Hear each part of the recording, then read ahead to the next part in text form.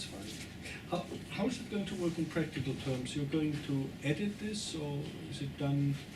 You're the four of you are doing it, or some team? Yeah, Yeah, the interview.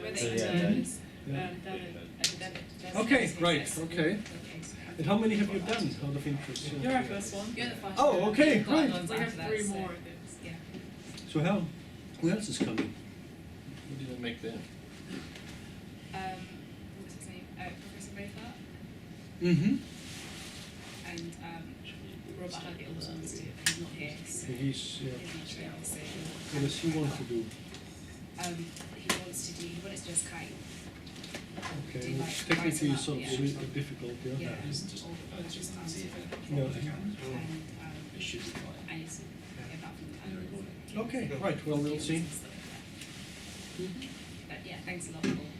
No worry, we'll see what happens here then. Yeah, so I read it and it's very interesting, so. Do you want to maybe like a little quick introduction and then to sort of go into it? Do introduction. Yeah. And make sure you speak up a little bit because I don't know how good they are at picking up sound. So you don't have a separate micro, or? No, we only have one.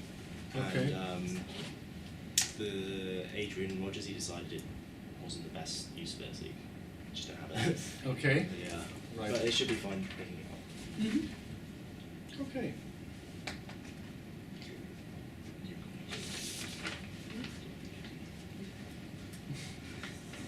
Right, we'll just, come on, let's just get started and not worry. We're part of the Yourself by the Fakes, and what we interview is just to kind of get your view on falsified medicine. Yeah, so thanks for coming for the interview today. Well, thanks for the invitation. I think it's a great initiative. That's good, yeah. So we'll start off. What comes to your mind when you think of falsified medicines in relation to medicine, advanced and natural products? Well, the obvious thing which you need to think about is the lack of regulation. Yeah. As soon as you have regulation, it still is a problem, fakes, but very, very rare. The big challenge we have are all the products which are on the market without any proper regulation. So that's the very first thing which comes to mind. Now, we have lots of supplements on the markets. They're also regulated to some degree, but we have this sort of gray category of medical products making medical claims which are sold as a supplement. And these are really the big problem. And then linked to this, obviously, lifestyle medicines. So we have certain lifestyle medicines which are a serious problem. Wellness, beauty, keeping eternally young, and all the sexual health issues are prime areas, sadly, where you have a lot of fake stuff floating around. Have you had any personal experiences with substandard or falsified medicines before? Not as a consumer. As a researcher, yes, but I would say, to answer your question, no. And I know what I wouldn't touch. I'm sometimes not sure that I know what I'm sure what I know what I touch, but I know what I definitely would not touch. Okay. What do you think is the biggest misconception about HAP products? I think lots of people think they are well regulated when they are not. And they don't understand regulation, they don't understand how it works, and they don't understand that regulation in fact requires a whole process of quality assurance. And they sort of think everything I buy must undergo some sort of a quality assurance process, when in fact, sadly, in an unregulated sector, this is not the case. While with regulated products, obviously you get it. And what do you think could kind of alleviate that misconception in terms of like getting people to, in terms of regulation? I think we in pharmacy have a huge responsibility. We need to help people make informed decisions. Sadly, I don't think we are currently doing it well in community pharmacy. I think community pharmacists very often don't appreciate their role there, both in advising patients what not to do and what to do. And it's sort of linked to a lack of a knowledge base, I think, in the whole sector. And this is then linked, the people's misconception is then linked with some sort of an assumption, well, I can take it, it won't do any harm. When in fact, it may happen, sadly, it's not likely, but it may happen, and you know, some of the consequences can be rather problematic. So with the advancements in the medicinal world in the last decade, most drugs are now synthetically made. So why are medicinal plants still vital in pharmacy and in medicine? I think that's a very big question. That's a completely independent discussion, but the key reasons are, one, we also need to remember that this is driven by the interests of the people who want to use these products. We can argue forever whether herbal medicines are effective or not. A large segment of the British population wants them and they rely on it and they think it's something useful. So we need to accept it. I think as healthcare professionals we just have the professional responsibility to say there's the interest and we need to engage with it. The second part is a completely different one. And this is, scientifically speaking, we have mixtures. Mixtures will have more than just additive effects. So the opportunities we have is that with certain herbal medicines, we know that the mechanism in fact implies targeting several receptors, be it in the central nervous system, be it, let's say, in the respiratory system or whatever have you. So we have a certain effect which may be, let's say, milder, but at the same time multi-targeted, and that's very useful because it's a mixture of compounds. The last reason is economical. We know in many cases what the active ingredients are, but isolating a compound in pure form would be far too expensive. So that's why we're using it. And in other cases, we simply don't know exactly what the active ingredients are. What are the main differences between traditional medicine, which obviously encompasses health products, and conventional medicines in relation to the role as medicine and the Parkinson treatment? Well, firstly, I would say traditional medicines is a very broad category. I would like to split it into two parts. One is what is sort of happening on a community level. And that's an interest we've obviously had as a research group. But there are lots of people who use products because of the tradition they come from. We have studied what people of a Sikh religion in this country do, what people do who are Turkish Cypriots living in London. So they all have their own little pharmacopoeia, if you want. At the same time, obviously, we have traditional medical products, which are commercially sold products. And they're quite different because they're industrial products. It's not grown on your windowsill or collected in the garden or done on a small scale. So they are, in essence, regulated on the basis of experience.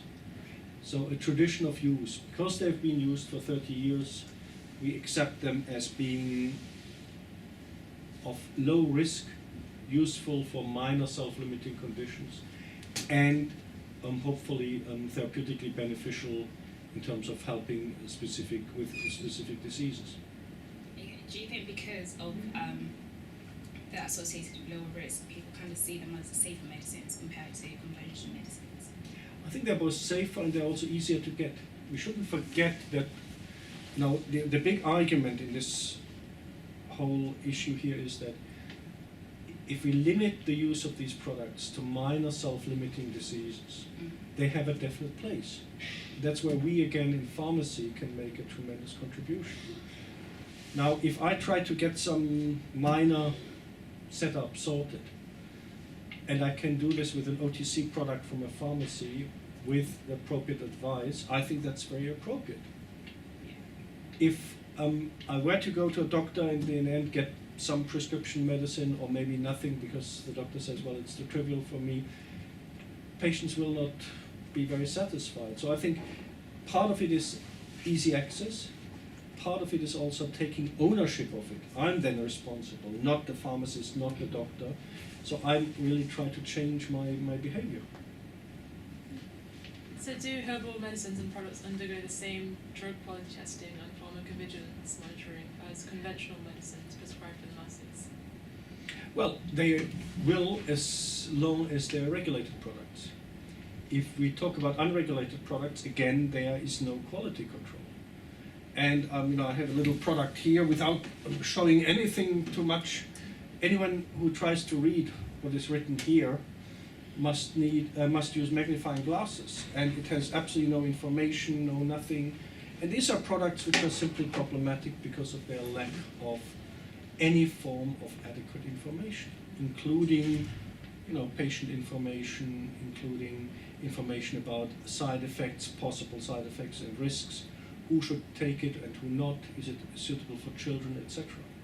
So that's why anything which is regulated must comply with the standard medicine regulation, and it does.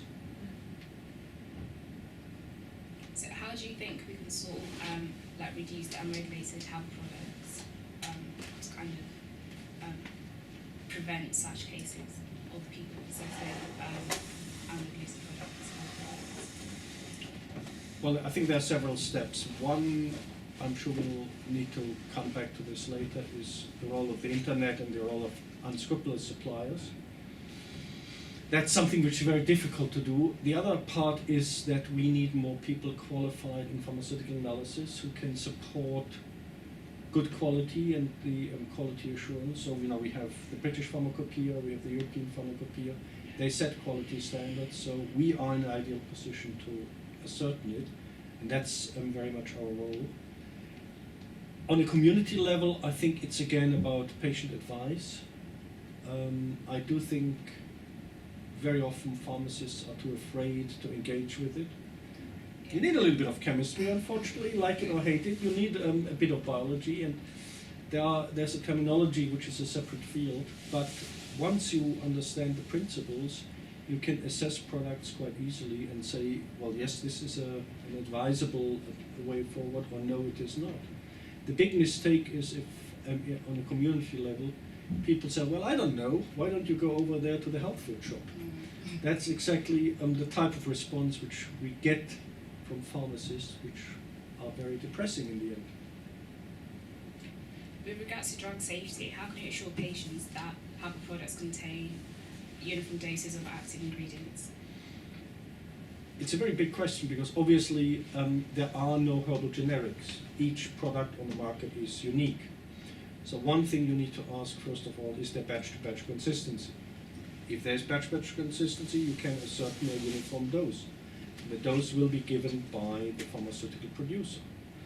So in this regard, that's what you can do there. We can ascertain it based on the approved dose as indicated on the label, and stated by, in the end, something which is approved by the MHRA. The other question is, of course, that between products there may be differences and there may be different characteristics. Some products are very well investigated, a lot of clinical evidence is available, others are less so, and that's again then the role of the medical doctor or pharmacist to advise what is a suitable product and what not. So uniform dose is more difficult to achieve than if you dispense, 40 milligrams of simvastatin, which is quite straightforward. 1 tablet a day, 40 milligrams. That doesn't work with herbals. You have a more complex situation. So where are the falsified herbal products sold the most frequently? You can answer this on the basis of geography or a virtual geography. Of course, the internet is full of it. And the internet is a serious disaster in this regard. We just did a little study on St. John's wort, and we identified 9 products which, instead of St. John's wort, contain a mixture of food dyes and other substances, including some St. John's wort. Now, 7 of these 9 products containing food dyes were sourced in the United States, which has a completely unregulated market for all practical purposes, even though there's some self-regulation of reputable suppliers. So products there are much more problematic than, let's say, in an extremely tightly regulated market like Switzerland or Austria. But you also get it in, on the high street, etc. The question here is really, are you simply looking at it from the perspective of, is this something which comes from a reputable supplier who has quality control and who can answer it? And that's again where the person who sells it has a certain responsibility. You in the future, if you work in community pharmacy, have this responsibility. If you are asked, okay, is this a reputable product, you can do a background check on the company. Do they have the quality information on the web? Or do they send you some waffle back where you know, in fact, there's no quality control to speak of? So a lot of responsibility lies on those who dispense or sell it. Moving to a different point, you mentioned earlier that about supplements. Food supplements are generally sold under food legislation, which are often less stringent than medical legislation. Although people obviously get therapeutic effects such as weight loss. With extensive research, how can the food regulatory system be improved in the future? Well, I think first of all we need to be much clearer about what is a proper food supplement, because there are lots of very appropriate food supplements. There's no need to have vitamins, minerals, and lots of other products in any way regulated as a medicine, because they are not. They are a supplement. They are there to prevent diseases. The problem starts as soon as you make any medical claim. So if you say this treats a certain disease, then it is problematic. A food, by definition, however, simply has to contain what's on the label. If food claims to be produced in a certain way, going beyond just claiming this contains an extract of whatever, an apple, then you would expect some sort of evidence, both in analytical terms, but also further evidence that this actually is, again, a reproducible product with similar quality and a batch-to-batch consistency. That's right. So the use of herbal products varies in different cultural backgrounds, with regular use in indigenous communities. We've done a wide range of research into the use of medicinal plants in different cultural communities, such as Mexico and Tanzania. However, herbal medicines are largely unregulated in these countries. Why do you think that traditional medicines are widely used in these communities? Well, let me give you an example we recently published, not on Mexico or Tanzania, but on Guatemala. And this is a study where a joint student of mine with the ETH in Zurich worked on healers' support for cancer patients. Now, why is, it's not only herbal medicine, it's much broader traditional medicine. Why is the treatment of cancer by traditional healers in this context relevant and important? It's important because it's the one community base many of these communities have and have access to. There are no specialists in this area, so the best you can get is somebody who can advise you and help you. And there's another side to the coin, and this is that if you look at the top-level hospital, the Instituto de Cancerología, the Cancer Institute in the city of Guatemala, they don't have the resources to treat very serious cases. So in fact, the treatment outcomes at the top level are very, very depressingly sad and low. So they offer a support which no one else can offer. That's the role of a traditional healer in severe cases. The other thing, again, in minor self-limiting conditions or in lifestyle crises, they can offer something which, again, the main healthcare system cannot offer simply because of lack of available doctors, lack of available medicine, etc. So in many of these countries, but especially in Africa, there simply is a huge problem with access to medicines. And that's the same whether we talk about synthetic products, where we have very similar mechanisms coming in, but also herbal products like these. Majority of the general population consider health products a safe choice of healthcare products compared to conventional medicines. However, they also have related side effects. What do you think should be done to increase this awareness amongst healthcare professionals such as pharmacists and the general population? Well, let me start with saying that I think everything which is regulated is reasonably safe. So I think we should not overstretch the risk or the alleged risk of herbal medical products. Having said that, there are enough examples of specific products where there needs to be some concern. The classical case is St. John's Wort or Hypericum, where some interactions with prescription medicines became apparent in the early noughties, and the regulatory authorities had to take appropriate action. That's an example where close monitoring is needed, especially with problem drugs like warfarin, cardiovascular drugs, and the like. The other part to this discussion is obviously, again, that we don't know what happens if people take products where we cannot say anything about the quality and thus the safety. So the big issue here are those products which people can get without any appropriate quality assurance, and there I see major risks. A good example for this in the UK is ginkgo. For some understandable reasons, ginkgo is currently not accepted as a regulated medicine, as a traditional herbal medical product.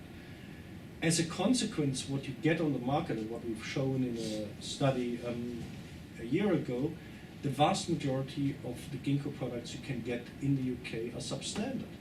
Many of them fakes, adulterated, for example, with Japanese temple tree, because their HPLC profile is similar of the Japanese temple tree and the ginkgo, even though they have nothing to do with each other. So it, for me, again, calls for some sort of a regulation and some sort of an attempt to really bring in also a knowledge at all levels. And that, again, I think is very important, where you as future pharmacists come in a very prominent and important role. Yeah. So as mentioned before, a lot of herbal products are sold online. What's your opinion on herbal medicines being sold over the internet? You can say I'm too old, you can say I'm old-fashioned, you can say, well, get used to it. I think there are lots of places where the internet makes perfect sense. If you buy, for example, a flight, you have very clear criteria which are defined, and these are your rights and these are the obligations of the company. That's what we don't have. So buying via the internet is perfectly all right if you know that the supplier is reputable and has the relevant experience. So the big issue is just trying to find something and then buying the cheapest which comes up, and then thinking that one gets a good deal. And I think that has nothing to do with medicines as such. This is a wider issue with the internet, where we need to better understand as consumers how to deal with it. Secondly, where I think there's a training need which goes beyond the healthcare professions, how to deal with it. But lastly, I think there is a training need also very specifically what constitutes a good product. Very often the price is not a good indicator, because people think the price. My main guide would always be what information is provided to help you to come to an informed decision. And if you get a long waffle about it's God knows what, and there's nothing to back it up, there's no clear indication about what interactions there may be, what side effects there may be, what is the appropriate dose, what to use it for, what not to use it for, to use it in children, yes or no, etc. All these are, I think, questions. As soon as you start looking at it and you cannot find any answer for it, then I would say that's not a website I would in any way recommend or use. At the same time, obviously, many of the big high street brands, including pharmacies, now have a web shop. And you can't say that this is not an appropriate source, but again, it must be done in an informed way. What do you think is a role for pharmacists in raising awareness on the effects of herbal products sold online? I think pharmacists are crucial, and they're crucial because they can. In a way, it's a new role, because it's an old role, because in the end, pharmacognosy is the oldest pharmaceutical discipline, historically speaking. It's the knowledge of the pharmaceuticals, and that's what you, if you are working in a community pharmacy, must explain and transmit to the patients and consumers. So it's about education. I know, I was at a conference last week in Bern in Switzerland, And I walked past the pharmacy, and it was really nicely done. They had a few little summer bulbs there coming out, and they had a little sign there saying, oh yeah, this one is used to do this, and this one is used to do that, and this one is just a toxic plant. So they just had a little window for a few days only, just to show, something about plants in very general terms. So I think there are lots of opportunities where a community pharmacy can do something, but one must think what is the best mechanism to do it. Do you think the pharmacists are well equipped to identify and counsel patients on the risks of substandard and falsified medications? Sadly, no. I hope we are doing reasonably well within the School of Pharmacy here at UCL, but I think in general we are caught in this area between some people thinking, oh, all we need to do is manage patients' expectations without understanding the science behind it, and the other aspect where people think, well, it's all an awful lot of complicated chemistry and who knows what, when in fact you need to find a middle ground. So I don't think, as taking all the 30-odd schools of pharmacy together, we provide enough understanding of it and bringing things together. And I think it's a continuing struggle to achieve this, which is in no way easy. So do you think it's sort of to do with the education system and what we're taught in schools? It's the education system, but I also think to some degree it's the expectation. What worries me most that many of our students seem to think herbal medical products are no medicines and they're not relevant, when in fact, as soon as you start working in a community pharmacy, there's a daily request for information about something related to herbal products or related things, because obviously you have some other ones which also could come up. So I think there's a lack of appreciation about the relevance at a community level. Do you think it should sort of be implemented in schools or afterwards once you've qualified, like a training course? Both.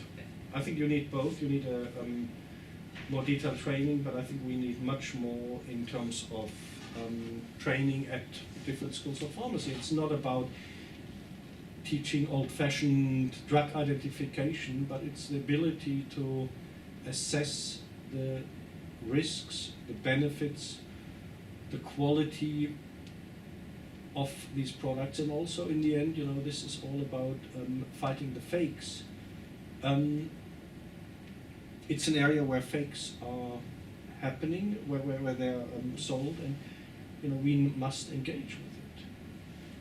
And I think it's the best place, community pharmacy is the best place to achieve this. All right, thanks a lot for... Okay, no worry. How did it work from that side? You seem to be happy? I think we got everything. Okay. This one back. Right. Yeah, thank you. Okay. No worry. Okay, doke. Sorry, I asked some questions out of... Sorry? I asked some questions out of, like, not what I sent you. Well,